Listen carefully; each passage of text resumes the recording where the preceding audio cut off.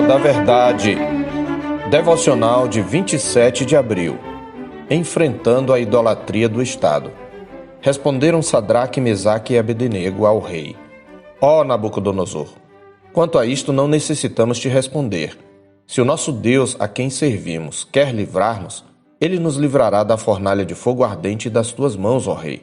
Se não, fica sabendo, ó rei, que não serviremos a teus deuses, nem adoraremos a imagem de ouro que levantaste. Daniel 3, 16 a 18. A história de Sadraque, Mesaque e Abdenego é uma das mais conhecidas do Antigo Testamento.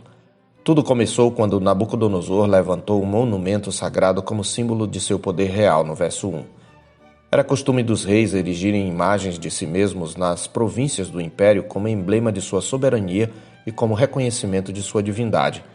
A cúpula governamental é convocada para a consagração da imagem e obedecem à ordem do rei, conforme verso 2.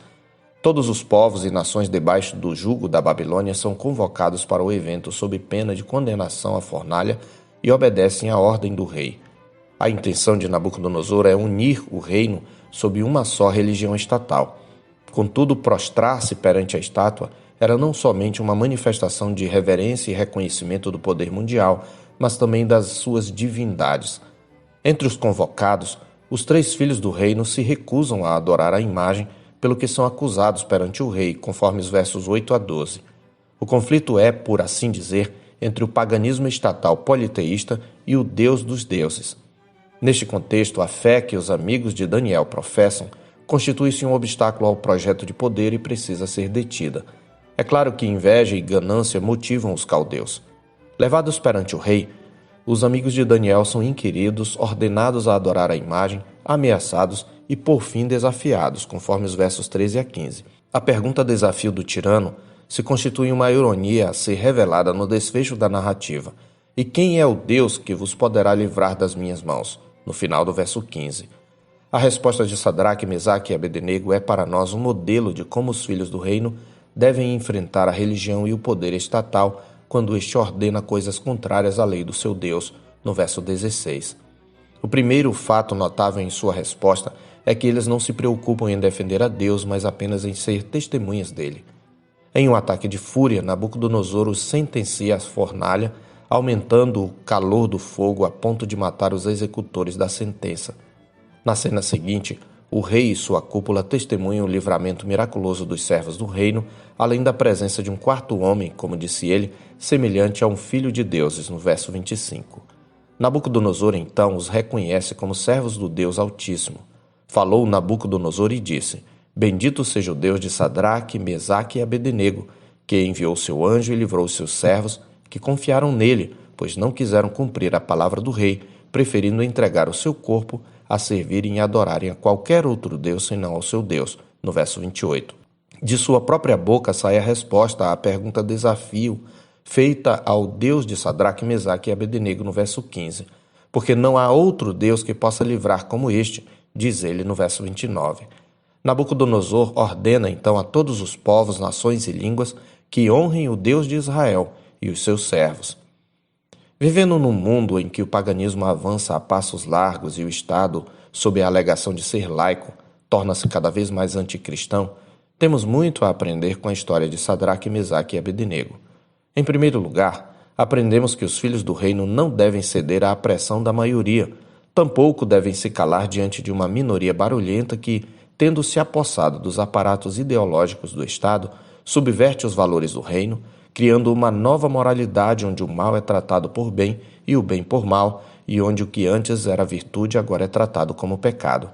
Precisamos resistir a essa pressão, mesmo que percamos a vida.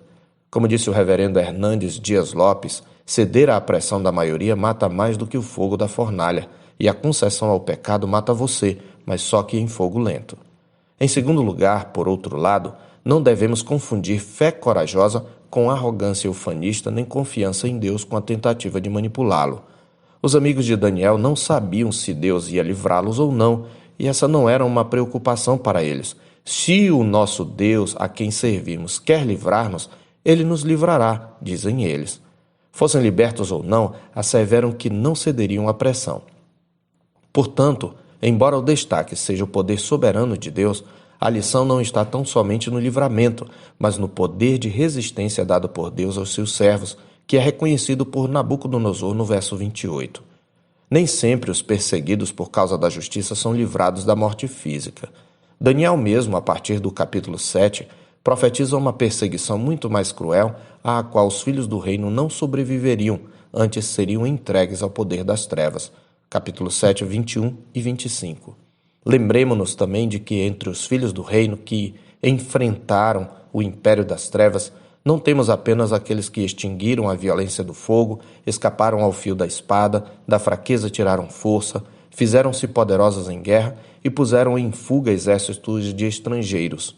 Outros foram torturados, não aceitando o seu resgate, para obterem superior ressurreição.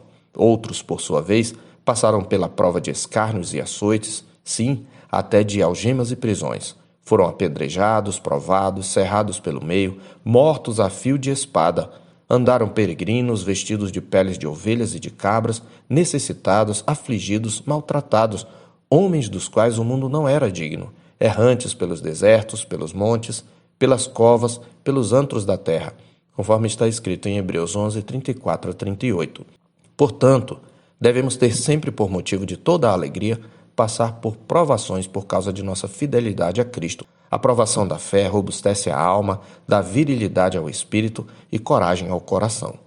Por fim, como disse Joyce Baldwin em seu comentário a Daniel, a visão do triunfo do reino de Deus sobre os reinos deste mundo enfraquece a confiança em governos humanos de um modo geral e, em particular, naqueles que dependem de uma tirania soberba e arrogante.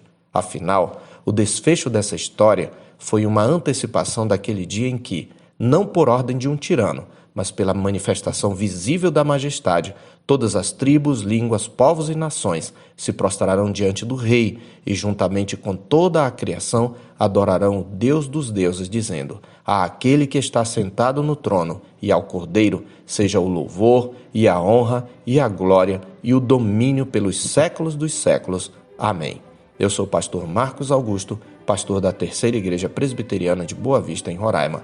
Tenha um bom dia na paz do Senhor Jesus.